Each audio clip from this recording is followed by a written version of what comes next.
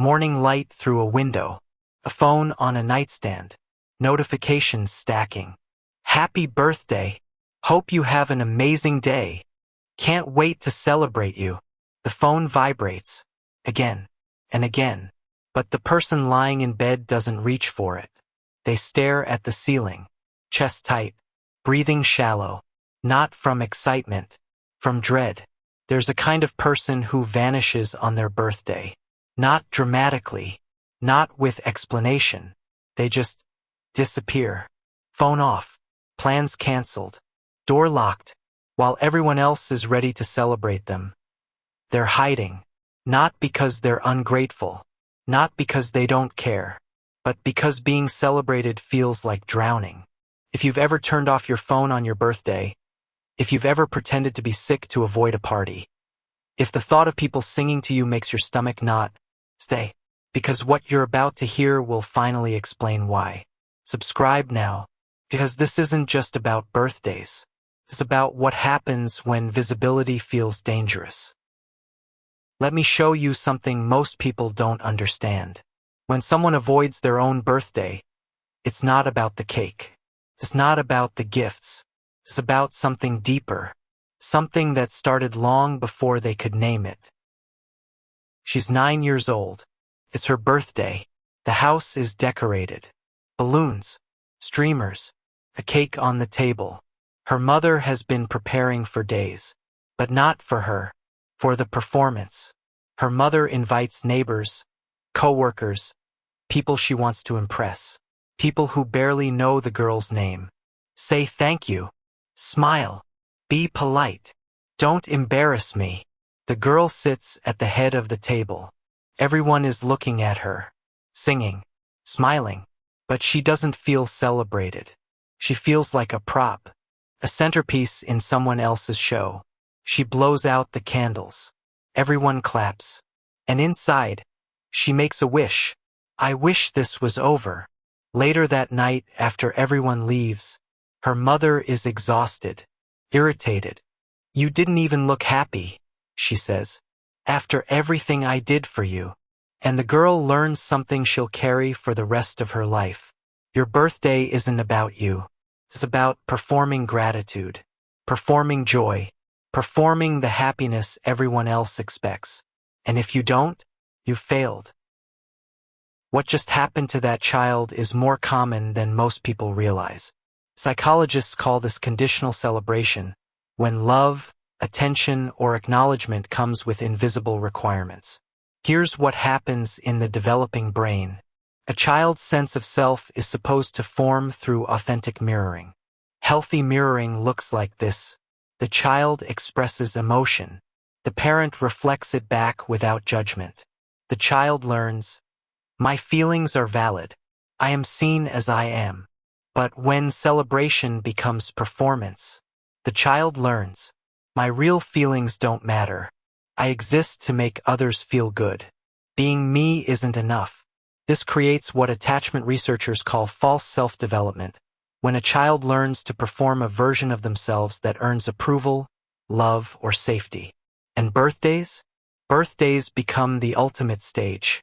The day when the spotlight is on you, but the real you isn't allowed to show up. So you learn to disappear. Not physically, emotionally. You smile. You thank people. You play the role. But inside, you're somewhere else, waiting for it to be over. Now here's where it gets complicated. Because as you get older, the performance doesn't stop. It just changes shape. Let me show you what it looks like in adulthood. He's 27. His coworkers surprise him with a cake in the break room. Happy birthday! They're smiling. Genuine. Kind. But his chest tightens. He didn't tell anyone it was his birthday. Someone must have checked the HR system. Now everyone is looking at him. Waiting. Waiting for him to be happy. Grateful. Excited. He forces a smile. Oh wow, you guys didn't have to do this. But inside he's screaming, please stop looking at me. They sing. Badly. Off-key. He stands there. Frozen. Every second feels like an hour. He doesn't know where to look, what to do with his hands, how to make his face look right. Finally, it's over. He cuts the cake, says thank you at least 5 times, escapes to the bathroom as soon as he can. Inside the stall, he sits, breathing, trying to calm the panic rising in his chest. Why can't I just be normal, he thinks. Why can't I just enjoy this? He's 27. His coworkers surprise him with a cake in the break room. Happy birthday! They're smiling, genuine, kind, but his chest tightens. He didn't tell anyone it was his birthday. Someone must have checked the HR system. Now everyone is looking at him, waiting for him to be happy, grateful, excited. He forces a smile.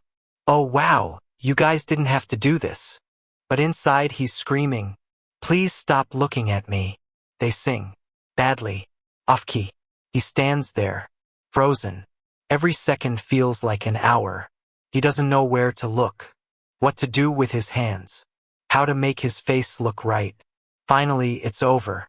He cuts the cake, says thank you at least 5 times, escapes to the bathroom as soon as he can. Inside the stall, he sits, breathing, trying to calm the panic rising in his chest. Why can't I just be normal, he thinks. Why can't I just enjoy this? If this is landing for you, if you felt this exact thing, know this, you're not broken, you're not ungrateful, you're not bad at receiving love. Your nervous system is doing exactly what it was trained to do. And what comes next will show you why it's so hard to change. Stay with me. She's 32. Her partner wants to throw her a birthday party. Just close friends, he says. Nothing big. I promise. She says yes, because saying no feels cruel. But as the date gets closer, the dread grows. She can't sleep. She can't eat. She plays out every possible scenario in her head. What if she doesn't look happy enough? What if people think she's ungrateful? What if someone asks her a question and she freezes? The morning of the party, she wakes up with a migraine. Real or psychosomatic, it doesn't matter. Her body has found a way out. She cancels. Her partner is disappointed but understanding. We can celebrate just the 2 of us, he says. But even that feels heavy. Because it's not about the size of the celebration. It's about the weight of being seen. That night, alone in her room, she thinks, why am I like this? Why can't I just let people care about me? And the answer whispers back, because being cared for always came with conditions, and you're still waiting for the other shoe to drop. What she's experiencing is rooted in attachment trauma. Specifically, what attachment researchers call disorganized attachment, when love and fear get wired together in childhood. Here's how it forms. In a healthy attachment, the child needs something. The parent responds consistently. The child learns, when I'm vulnerable, I'm safe.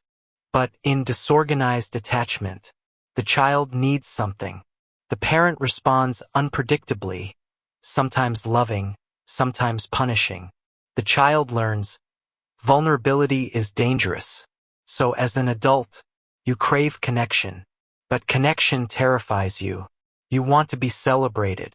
But celebration feels like exposure. You want to be seen.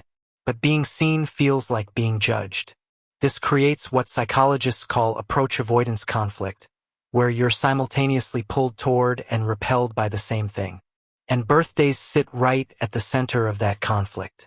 Because a birthday is mandatory visibility, expected gratitude, required performance, social obligation, all the things that trigger your nervous system's alarm. So you do the only thing that feels safe. You disappear. Now let me show you the part most people never talk about. The guilt. Because disappearing doesn't just hurt you. Confuses everyone who cares about you. He's sitting in his apartment. Phone off. Curtains closed. It's 6 p.m. on his birthday. He knows his friends made plans. He knows his mom called 3 times. He knows people are worried. and he feels terrible about it. But not terrible enough to stop hiding.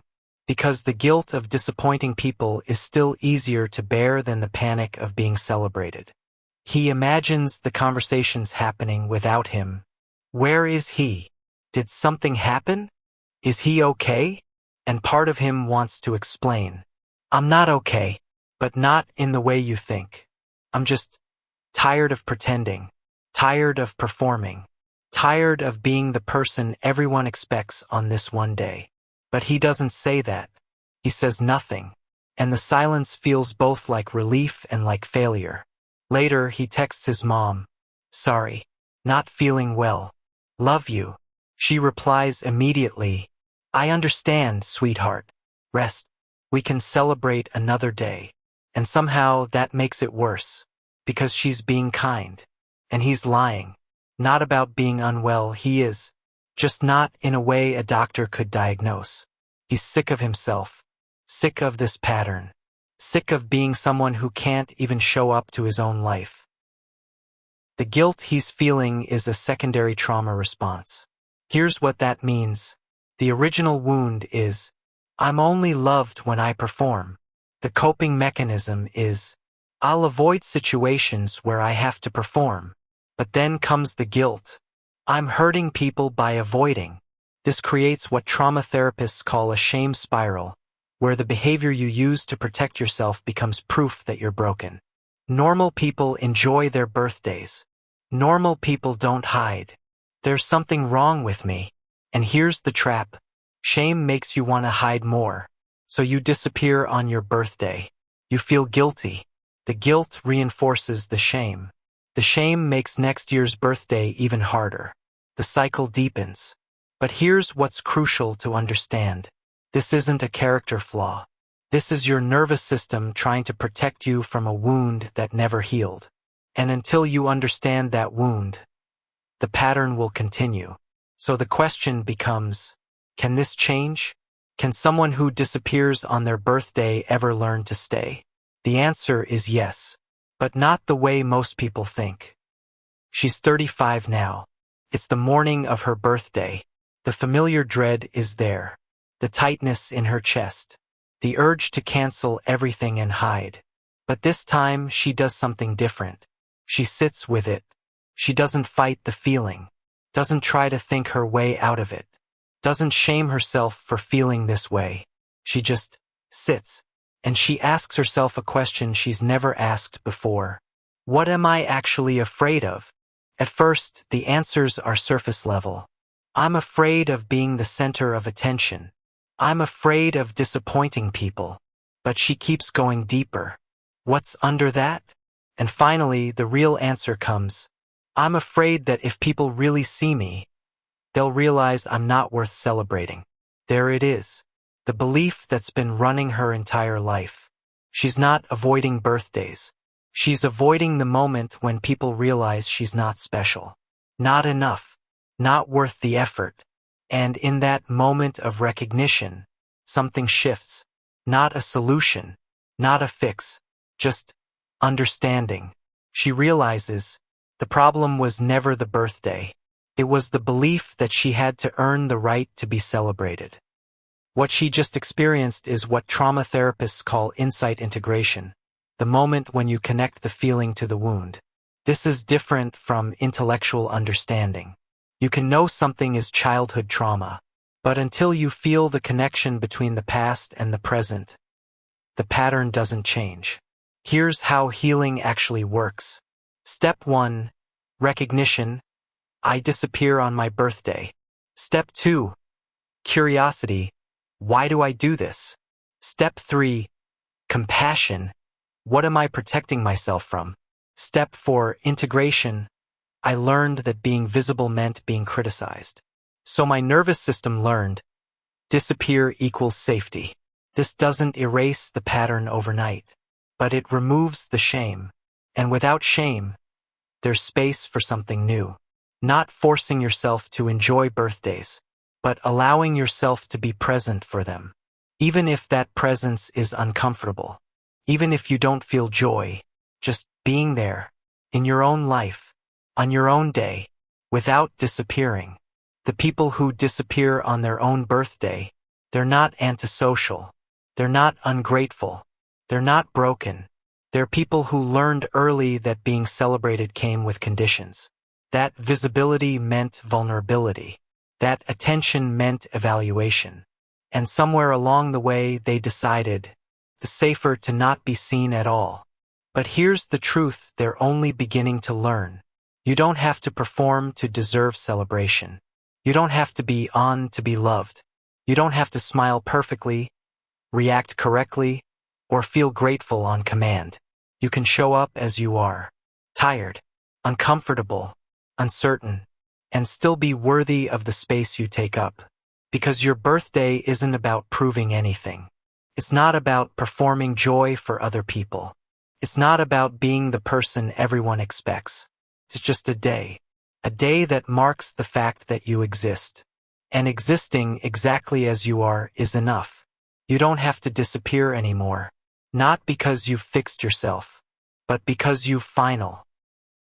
Welcome. If this resonated with you, if you've ever disappeared on your own birthday, if you've ever felt the weight of being celebrated, subscribe. This channel is dedicated to understanding the patterns we live but were never given words for. Every week, a new story, a new wound, a new path toward understanding. You're not broken for feeling this way. Your nervous system is doing exactly what it was trained to do. And now that you see it, you can start to change it, not by force, but by compassion. One birthday at a time. You're not alone in this.